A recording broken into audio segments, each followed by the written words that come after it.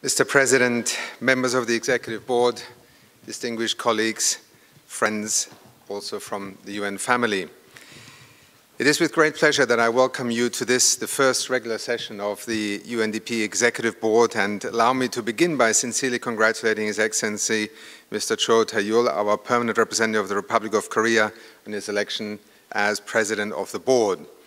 May I also take this opportunity to warmly thank our outgoing President, His Excellency Mr. Jagdish Konjul, permanent representative of the Republic of Mauritius, for his committed and very engaged and also friendship during the leadership of the board in 2018. I would also like to thank all outgoing Bureau members for all their valuable support and warmly welcome our new Bureau members for 2019. I'm also pleased and very grateful to note that I'm told for the first time the UNDP Bureau is entirely represented at permanent representative level, which I think speaks to also the significance of the moment in time for this Executive Board and the transitions in the UN development system and UNDP itself. My presentation this morning will have a threefold focus, Chair. It is based on a review of 2018, an appreciation of what it is that allowed us to deliver in 2018 what we believe had been promised and also set out, and to focus on some of the transformations that are currently underway in the context of UN development reform, but also of UNDP's own transition in terms of the strategic plan, and then to look forward to 2019 against the backdrop of the context within which the United Nations as a whole, the development system, and we as UNDP are asked to work on some of the critical challenges facing the global community, but in the context of UNDP's work, obviously with a particular country-focused perspective. May I begin by making the initial observation that in the past year, we have gone through a period in which change, reform became central concepts and terms used almost on a daily basis in our discourse inside the UN system. But I would like to emphasize that while much of this reform process, these changes, these negotiations and debates were ongoing, agencies, funds and programs, and UNDP amongst them, also had to continue to deliver. So 2018 was as much a year of change, transformation and transition as it was also business continuity. And so I would like to begin my report this morning by focusing really less so on the processes of 2018, but on the results that were achieved. Because as a board, with your first meeting in 2019, I believe this is a justified focus. And so while we do believe that UNDP did power UN development system reform, and I'll come back to that in a moment, our principal reference point must be the delivery on the strategic plan, the programs of work, our resources and integrated budget plans, and therefore the targets that we set ourselves for 2018.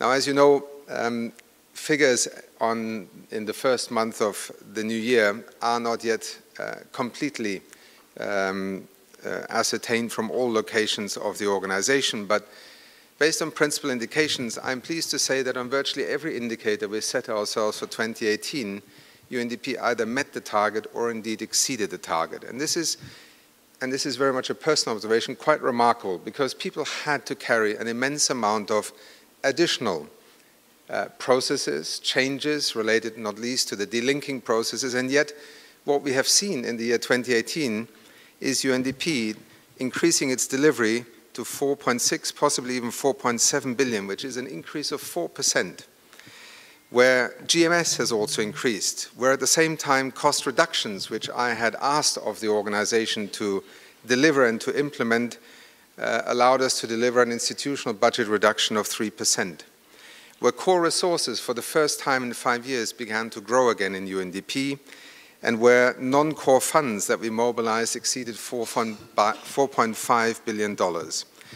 These are just numbers, but if you were in an organization where essentially the operational figures for the year are reviewed, then a board, I think, would be very content with the outcome particularly given what I said at the beginning, that all this happened in the context of significant change, disruption, additional tasks that had to be accomplished. I also want to thank in particular because one line that I just cited is of particular significance, the increase in core funding. Much of what is today challenging in UNDP has in part its origins in a continuous decline in the ratio between core and non-core funding.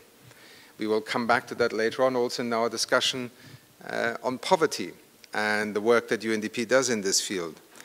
But I therefore want to take this moment in particular to thank those countries who, during a year on which many demands were made on them, in particular also to support the development system reforms and many other aspects of the UN's work, Japan, Luxembourg, Germany, Sweden, the Netherlands, Norway, the Republic of Korea, and as of 2019 also the state of Qatar have increased their core contributions to the work of UNDP. I mention that because it is extremely important. It is not only an expression of confidence, it is also an acknowledgement that an institution such as UNDP cannot simply be an amalgamation of individual projects. I also would like to acknowledge in this context the program countries, because often overlooked and not noticed enough, $1 billion of the roughly $5 billion that UNDP will have had at its disposal to invest in development and deliver the organization's contribution to its mandate actually come from program countries. $1 billion. This is now more than 1/5 of the entire resources that this organization mobilizes. And I think we should, in our discussions about the funding compact, but also about the financing of an organization such as UNDP, take note of this rather remarkable number. I would dare to say there are few development organizations in the world that can demonstrate that level of buy-in and on that scale, and it merits being noted. As I said at the beginning, much of our programmatic delivery over the past year took place in the many teams across the world, roughly 170 countries where we operate with projects, programs, 126 countries where we have full office presences and teams that operate not only to support the UN development system, but to deliver UNDP's program. And I would like to emphasize that the indicators that will allow us to speak to you about delivery in terms of targets on the substantive side of the program will obviously be presented to you in June. But just to mention a few highlights, in over 65 countries last year, UNDP was centrally engaged on the issues of inequality, whether in terms of data-related issues, policy development, or capacity building. Together with the Global Fund, UNDP contributed to saving 3.1 million lives and also to ensuring the provision of continuous treatment, HIV treatment, to over 2.2 million people. MAPS missions in support of 39 countries were undertaken in 2018, involving 27 partner agencies across the entire UN system and family, including the World Bank and other partners. Anti-corruption programs were supported in 60 countries around the world, and in 2018, the Green Climate Fund approved UNDP-supported projects by countries that will benefit over 20 million people when they begin their implementation. These are just a few highlights that give you a sense of the magnitude. Now, they may just seem like numbers, but imagine for a moment being active in 65 countries around the world to address issues of inequality, to be engaged with the Global Fund in many countries to ensure that the continuous provision of antiretroviral treatments are not broken. I remind you of the significant role, for instance, that UNDP and the Global Fund are playing in Zimbabwe right now and have for years. And so these numbers are just that, numbers, but behind them lie literally millions of stories and lives hopefully changed for the better and for the long run.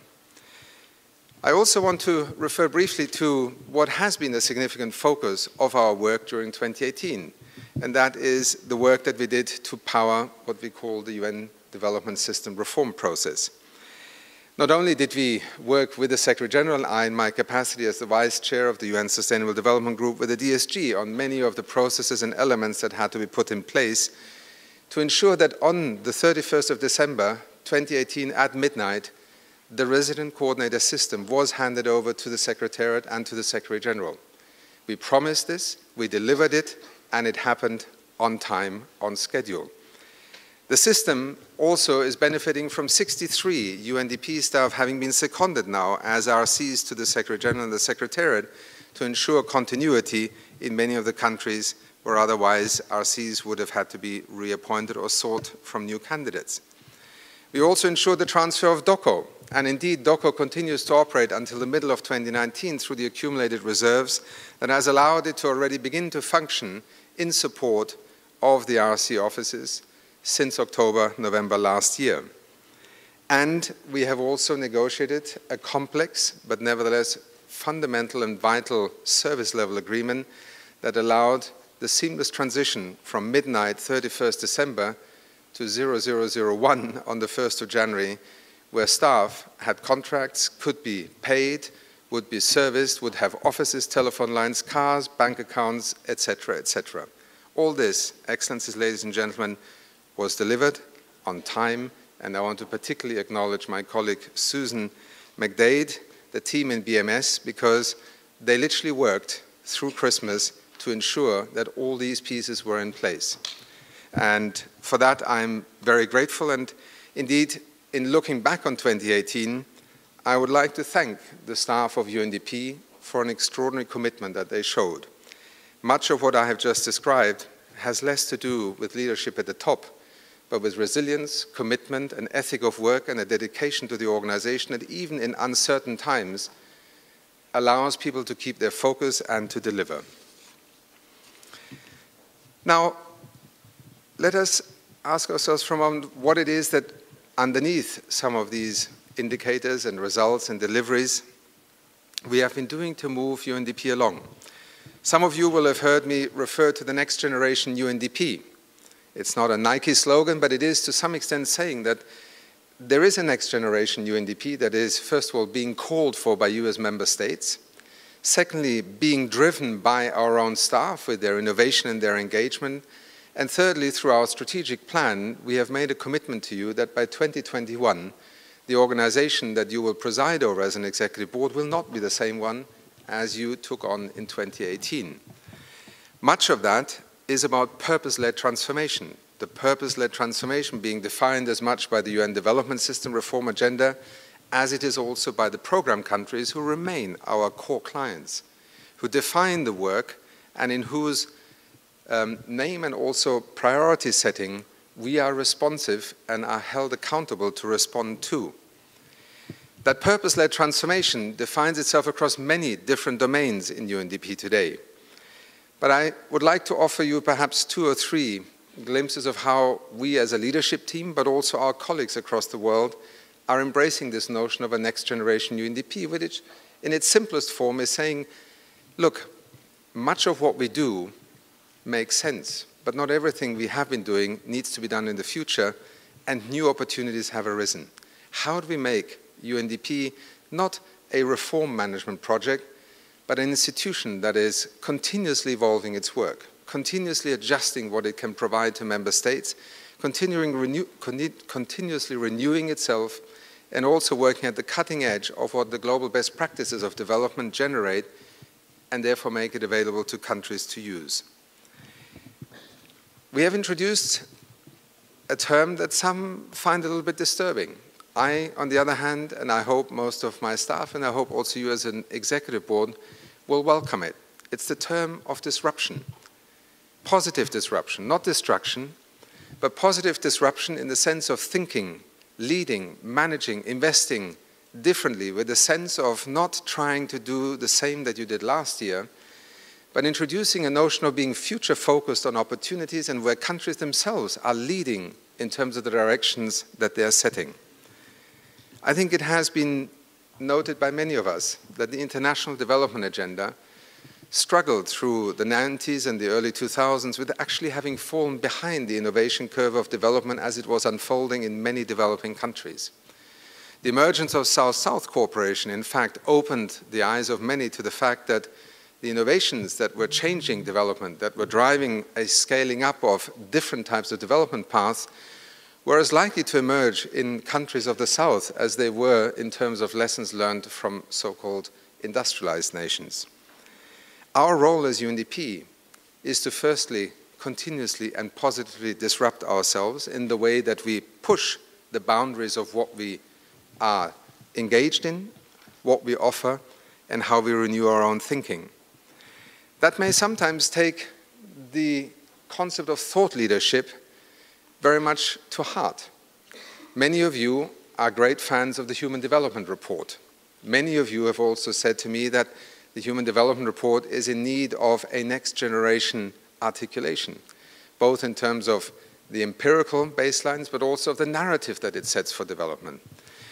And at a moment in time when literally the world is united in struggling with a phenomenon that whether you're a developing or a developed nation actually seems to be as prevalent in both, namely inequality, seems to be a highly appropriate moment for UNDP and rather the Human Development Report and the community around it to step up. And in 2019, therefore, we will produce a Human Development Report that will be focused on the challenge of inequality, but not so much in terms of the data and the description. We all know we have a problem. And as ministers often will say to me, look, don't tell me what my problem is, tell me what my solution is. This is UNDP's business. This is where thought leadership actually comes to bear. And this is why the Human Development Report of 2019 will draw on some of the leading world authorities and capacities, such as the World Inequality Lab in Paris, led by Thomas Piketty, but also Nobel Prize-winning economists and the new director of our Human Development Reports Office, Pedro Conceição, to bring together the best minds that will look at what is it that countries have at their disposal to address this corrosive phenomenon of inequality, which links directly to the core and the heart of our mission and mandate: poverty eradication, Agenda 2030 and the SDGs with leaving no one behind, and I hope will therefore speak to the strength of UNDP's ability to draw literally from across the world, from the ground up, on lessons and policies that work. That will lead into 2020 when we will use the Human Development Report and that special year to also try and revisit that concept of human development that is now embodied in the Agenda 2030 and the SDGs, but that needs articulation, re-articulation, and refocusing also in terms of things happening around us. But thought leadership is sometimes just to listen, learn, and to act in solidarity. I last week had the great privilege of attending the International Conference on Africa's Emergence, hosted by President Macky Sall, and initiated at the time by President Ouattara and UNDP in partnership with the World Bank and the African Development Bank. It is the third conference that tries to draw together leaders from across the continent to think about this notion of emergence in Africa and what it means to implement Agenda 2063 or Agenda 2030, but drawing in particular also from the priorities, the lessons learned, and the drivers on the African continent. UNDP is privileged, and I felt privileged to be part of this conversation because that is the front line of Africa thinking about its own future and defining the needs that also will define our contribution to their work. But it is also partnerships, as I mentioned already, with universities such as the University of Paris or the University of Oxford, or with our global centers in Oslo, in Seoul, in Singapore, in Istanbul, that UNDP today operates in order to tap into world-class cutting-edge expertise from across the world.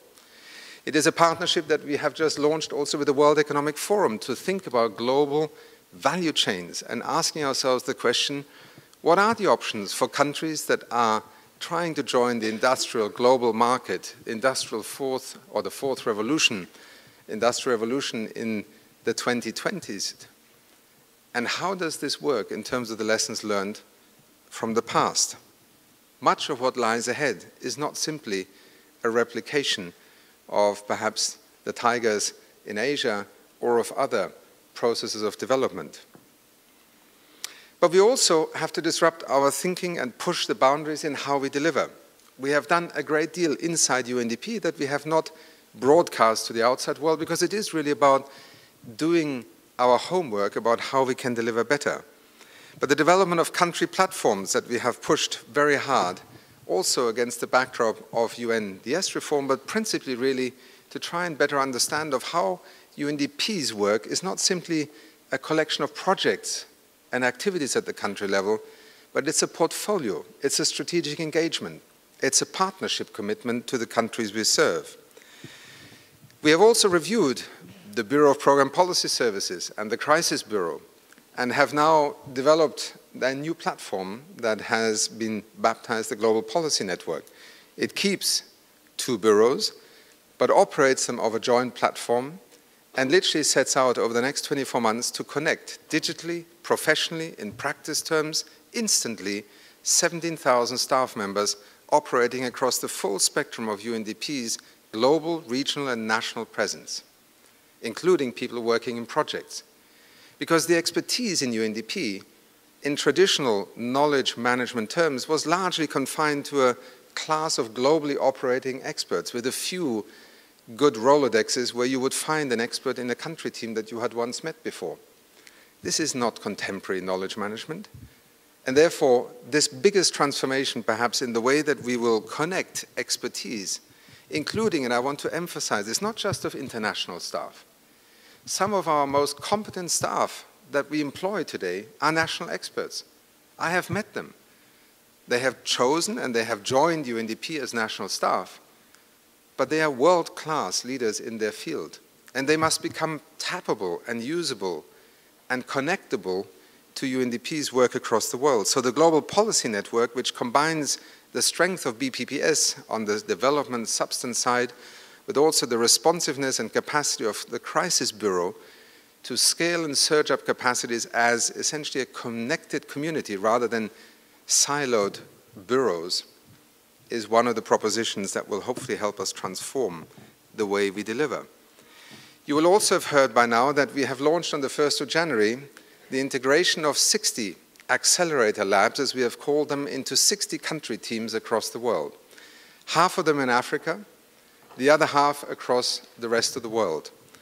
Why accelerator labs? One, because it is patently obvious that UNDP's delivery mode at country level has to evolve quickly. We have to learn the lessons of being more agile, of being able to integrate that notion of co-creation with experts from the academic field, the private sector, community-based organizations, rather than having to turn them all, if you want to work with them, into consultants, which is currently the modus operandi. If you want to hire someone, they de facto become a contractor. This is not a way in which you can co-create in the 21st century. The accelerator labs are also about drawing some of the lessons from the innovation school and the entrepreneurial school, and you will see the job descriptions now appearing. And I'm very grateful and pleased to say that we have secured most of the initial funding for the 3-year period in which these accelerator labs become an integral part of strengthening UNDP country teams' capacity to contribute as part of the UN development system in the country, but also to be a responsive capacity for governments to draw on UNDP to access the best of what national expertise and global best practice can yield. These accelerator labs will hopefully be up and running within 4 to 6 months in all these 60 countries and will allow us to demonstrate to you that both agility and the notion of acceleration and scaling up are drivers behind this concept, because this is not about innovation for the sake of innovation.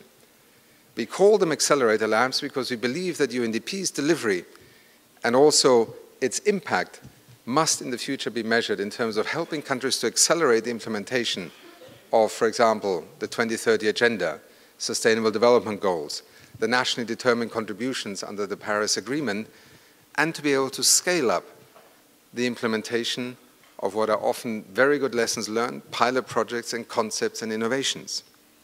So hopefully UNDP will be both to the country and to our sister agencies, funds and programs an asset in trying to bring some of these elements to bear on it. But we have also pushed boundaries in accepting that financing is a critical variable. In fact, it may be the most critical variable at the end of the day in terms of scaling up and achieving, whether it's an Agenda 2063, whether it is a 2030 Agenda or individual SDGs. And therefore, our focus on finance has already been growing for a number of years. First of all, in helping countries to access best practice. In a country such as Indonesia, but also in collaboration with Bahrain, it may be Islamic finance that becomes the focus of, for instance, a lab that was established in Indonesia with partners, including the private sector, that has already allowed 2 bonds under Islamic finance to be raised for supporting actions in the environmental policy field of Indonesia. It may be impact investments and the launch of impact investment funds. UNDP in Asia has been involved in the launch of such funds in Sri Lanka, in Bangladesh. It is now engaged in India and also in China in trying to look at how the drivers of impact investment as a supply of funding can be brought together with those who are seeking to find a way in which to mobilize investment capital that is aligned with the Agenda 2030. And we have launched, as I have mentioned at our last board meeting, a startup that we call SDG Impact, trying to provide within UNDP a platform to learn how we can best leverage the 2030 Agenda and the SDGs and help governments to use that in order to attract significant investment. And I'm not talking here about a few million, I'm talking here about hundreds of billions of dollars.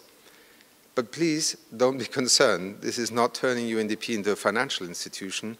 This is about providing advice to countries of how they can initially and principally focus on their domestic financial markets, but then also looking at how to leverage their domestic financial markets, attract investors into development impact investments. We have spent quite a bit of time with key actors in the financial sector, with countries, trying to understand what that role could be, and I don't have time this morning to go into further details, but it is pushing the boundaries of how UNDP is trying to help countries address needs that they have formulated as top priorities. And clearly, it responds to Addis Ababa and the whole challenge of financing for development. We are also pushing boundaries and we are disrupting the way we are doing business. Some of these examples you may already have heard in the informals, but let me just mention a few. We are driving the savings agenda. I want to take a little bit more time before I present to you many more figures, but just to give you a sense, we have now, also in 2018, managed to avoid any deficit. Remember, in 2016, over $50 million. In 2017, through fairly harsh measures, eliminating the deficit, including through suspending the recruitment of many positions that are still desperately missed across the organization, but also through savings, through tightening ship, and through trying to find different ways of mobilizing finance. We have managed to do so again in 2018. You will have an organization with no deficit and therefore not drawing down on its reserves, which is the second year after more than 4 to 5 years where UNDP and all the challenges it faced had to do so. Some of these may be small measures. We have revisited the whole footprint of UNDP and its headquarter office base here in New York, and we will realize in 2019 somewhere between $3 to $5 million in savings by essentially giving up on office spaces, consolidating people, and moving closer together, if I may put that in inverted commas. We're also reviewing over 80 business processes in UNDP right now, and this may sound like a very bureaucratic set of activities, but actually it goes to the fundamental notion of, is this organization responsive, agile, not too bureaucratic, able to manage risks without preventing people from being innovative and creative, able to delegate authority to our staff, to go ahead and lead and manage. We already last year in our program manual believe that we have, through the review and the simplification and essentially the elimination of unnecessary bureaucracy, gained 33 days per year for every program staff in UNDP. I use that figure with care because obviously only time will tell whether that assumption holds, but that is the projection. We are also working on a shared set of service centers where we will co-locate service functions instead of having them distributed individually across many offices. That work is almost completed. We have also introduced a new resource allocation model for 2019, and we are working on a UNDP digital strategy that will hopefully be ready by spring of this year, and then we will be able to roll out key elements of that over the next 2 years. And it is literally to take UNDP into the 21st century and onto a global digital platform that will change the way we do business. We have already experimented with partnerships such as with LinkedIn, but just in 3 months through a pilot project, we added 100,000 followers just by engaging in a different format and with support from LinkedIn in the way that we communicate out there. We're also on the verge of completing our people strategy, our HR strategy, if you want, in traditional terms, the UNDP people strategy. will be a new way of managing but also investing in what essentially is UNDP's capital, its people, its staff, its expertise embodied in its staff members. And I would like to quote something to you that came out just a couple of days ago, the Global Staff Survey. I know that many of you will be keen to look at it in more detail. It will be made available to you if it is not already. The Global Staff Survey, first of all, was surprising in that more than 8,000 staff from UNDP, UNCDF, and UNV actually responded. That is a significant number across the whole world. What was more remarkable, and I must say I am still perplexed by that number, is that we are well above the industry standard in the way that people feel aligned and engaged in the institution they work for. 92% voted with being proud to be working for UNDP. Now that sounds maybe a little bit prosaic to you, but to the company that we commissioned, this is between 20 to 25% above global average indices, and speaks to the enormous resilience and also commitment that UNDP staff clearly across the world have brought to their daily work, and why some of the things that I mentioned to you at the beginning have actually been deliverable even against the backdrop of a great deal of uncertainty and change. The survey produces many interesting figures, a couple of ones that clearly are homework for us as management. One, unevenness. Offices display great variations across different locations. So the good thing is that the survey allows managers now to be very conscious of very different ratings that are being given by staff and to act on them, which is being done. And also importantly, men and women view UNDP quite differently as a place of work.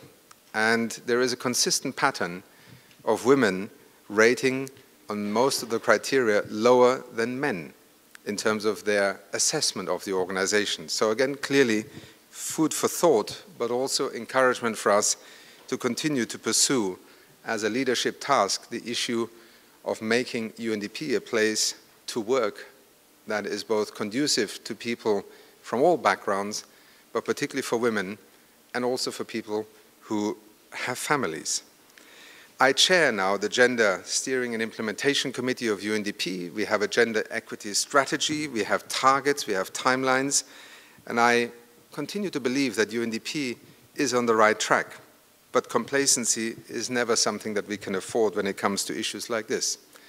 So, an amazing global staff, but with work to be done. We made some progress this year, and I will just mention them because I think there are these kinds of milestones that we don't have much time to dwell on. But as you know, I had to find almost half of the members of UNDP's senior leadership team and find new candidates during 2018. I'm very pleased to report to you that UNDP's senior leadership team is now gender balanced and also reflects global geographical diversity in terms of countries, but also north and south. Indeed, UNDP's senior leadership team has a slightly higher proportion of women and representatives from the south. The same was accomplished during a rather remarkable exercise that was done in the background of all the things that were happening in 2018. In just 4 months, we advertised the resident representative positions, which were essential to maintain business continuity against the backdrop of losing virtually all of our resident representatives who were moving across to become full-time resident coordinators. 3,500 candidates applied, were processed, were reviewed, and out of these 3,500, 140 were assessed and deemed to be fit to serve as resident representatives, and together with those who had already been part of an RC assessment before, now formed part of a pool of 220 appointable candidates. I'm very proud to also report to you that for the first time in our history, that pool is gender equal and also has, for the first time, more candidates from the south than from the north in it.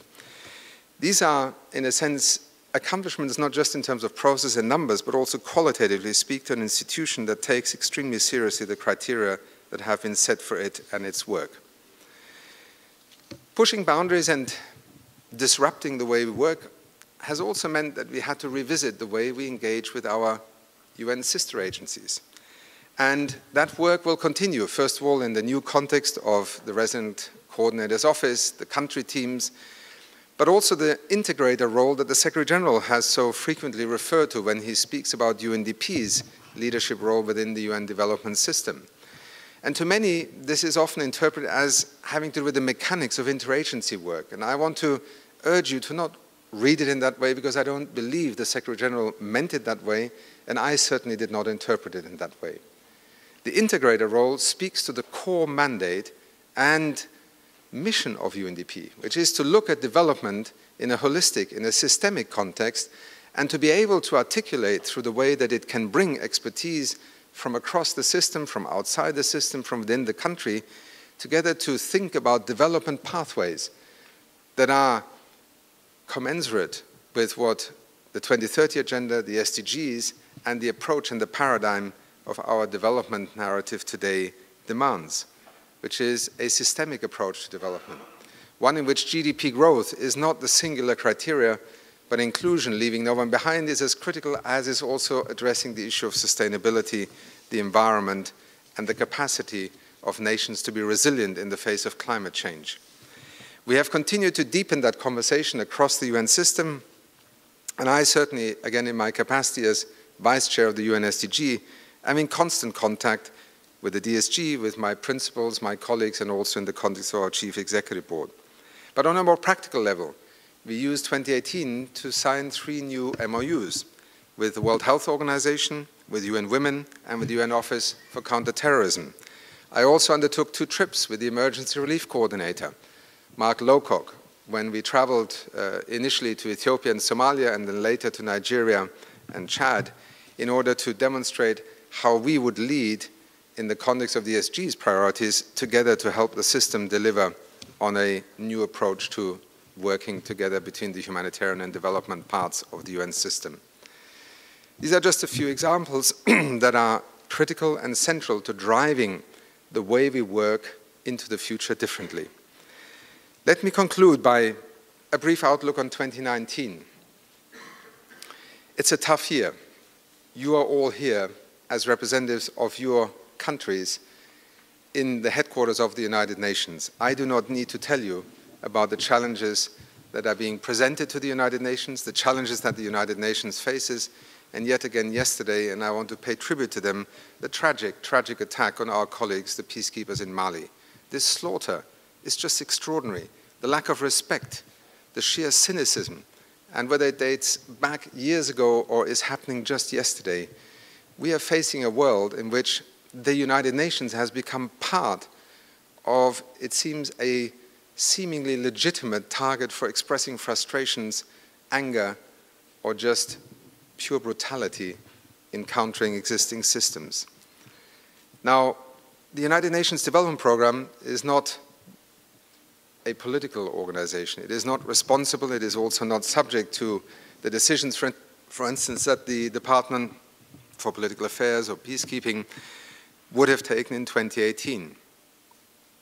But this challenging context that is faced by virtually every society right now, the challenge to globalization, to multilateralism, it needs responses. And yes, we have global responses. We have a shared vision for humanity with the 2030 Agenda. But it also needs to translate into very practical actions in countries, on the ground, within communities. And more often than not, much of what we describe in these abstract, more generic, meta-level terms actually have their root in development failures. Whether it is to do with inequality, with poverty, with exclusion, with discrimination, it is the breeding ground in which frustration turns into resistance, into violence, into extremism, into disengagement, into nationalism, into bigotry, into hate speech. These are the continua of our time. And I deeply believe that the work of a development program of the United Nations is centrally relevant to enabling countries to find ways in which to respond to this frustration and to these phenomena. And therefore our work in 2019 must not only be measured in terms of its quality, effectiveness, and impact in serving countries at the country level, which is the principal focus of UNDP's work, but also in how all that work helps to reinforce a sense of having a shared and common agenda, of working under principles of solidarity and mutual respect, and addressing fundamental and root causes of development failures. Therefore, I have asked our staff in 2019 to embrace the challenge of looking not only at the individual projects, and remember there are almost 4,500 individual projects that UNDP staff are helping countries to implement at any given point in time, but to also recognize that we are managing a portfolio of global collaboration. And I have called on our staff to take on the challenge of demonstrating in 2019 that that portfolio actually does add up to more than just its individual parts. And therefore, inequality, climate change, and migration, particularly its root causes and its drivers, are three areas in which I would like to see UNDP demonstrate not only its relevance at country level, but also to demonstrate in 2019 its global relevance. We are a big organization with a global footprint. It cannot be that the only way to measure the value proposition of UNDP is to measure it in terms of individual projects and indicators. We are part of the UN's offering to the world, to member states. We are an integral part of the 2030 Agenda. And therefore, the way we work as part of the UN development system in 2019 must rise also to the challenge of being able to demonstrate that the cynicism and skepticism towards visions and towards articulating principles and aspirations is not wrong. It is what has always helped humanity overcome its most difficult periods. And we are, in that sense, part of the antidote to what in so many societies has become part of a prevailing narrative and discourse. Together with my colleague, USG of DESA, I'm therefore also investing myself, at the request of the Secretary General, time in jointly leading the task team for preparing the high-level political forum and the summit in September. I've been asked by the Secretary General to co-chair with the CEO of Absa Bank a task force on digital financing and the SDGs. My colleague, Abdullahi Mar, is co-chairing the SDG Fund Committee. I have taken on many aspects of the broader agenda of the Secretary General's representation across the world, together with my colleagues, in also bringing UNDP's capacity to articulating his priorities and his vision that he has laid out. In all of this, I want to end by emphasizing that UNDP's portfolio is broad, but it is country-led. It should increasingly be future-focused, it should be more agile, it should be more transparent, and yes, it should also deliver results and impact at scalable levels. We will continue to have to, however, accept that poverty remains a fundamental challenge, and ironically, in a growing number of societies. Therefore, poverty eradication remains at the center of UNDP's work. 700 million people live below the threshold, another 800 million hover just above that threshold of extreme poverty. This has to be the litmus test for the effectiveness of our work and our policies, and whether this is work that goes from reducing fragility, addressing crises, enhancing resilience, to governance, to the rule of law, to building institutions, or to drive indeed a future-focused set of solutions that are based more on innovation, on private sector engagement, on mobilizing different forms of finance. All of these are the instruments that allow us to accelerate and scale up the impact of our work. Later this morning, we will address the issue of poverty eradication in our portfolio, and I'm very grateful that you agreed to this interactive dialogue, because I believe we have both very significant developments that we can celebrate, but we also have very disturbing phenomena that we still have to address, including in a review of our own work on poverty, in which we have to ask ourselves fundamental questions about whether we are focusing on the right issues or we are making the right connections across the portfolio of UNDP. Mr. President, I, as you probably can sense, could talk to you for many more hours about much of what is on our radar as an institution. Let me end with a very simple word of thanks and gratitude. First of all, again to my staff, to you as an executive board, to those of you who finance our work, to the executive auditors, to the auditing boards, I have to thank our colleagues from Tanzania who have finished their work with us, and welcome the German Auditor's Office that has just begun to be the official auditor for UNDP. I'm not sure if there's some poetic justice in this, but they are a tough bunch, as were our colleagues from Tanzania. But we have become a better organization because of these audits, and I hope that that will continue to be so. And I also want to thank the Independent Audit and Evaluation Advisory Committee that I meet with regularly and that accompanies our work in UNDP. These are part of making UNDP a transparent, effective, accountable institution and allow us to be here in the 13th year running with an unqualified audit for 2017, right? 18. I hope that in providing you with this overview that took you through some of the major milestones in 2018, the dual challenge of maintaining business continuity and delivering on the strategic plan while actually also enabling UNDS reform to happen, a glimpse of what we mean by the next generation UNDP at work, the notion of disruption, doing business differently, pushing the boundaries, and finally by understanding that UNDP's work does not take place in isolation.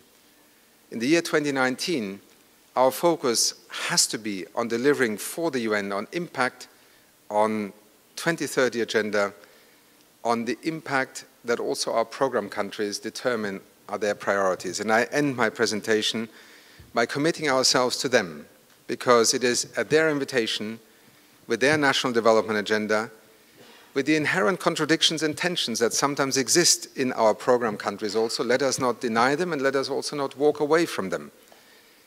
It is in this context that UNDP has for 50 years been a constant, continuous and trusted partner, sometimes through some of the worst crises that a nation can live through, and sometimes through the most extraordinary moments of success. We have remained at the side of countries, and I hope we will continue to be able to do so, and to do so as an organization that is ready to deliver the kind of development advice that the 21st century demands of us. Because the future is going to be so different from even the recent past that we're all going to struggle to be able to keep up with it. Thank you very much.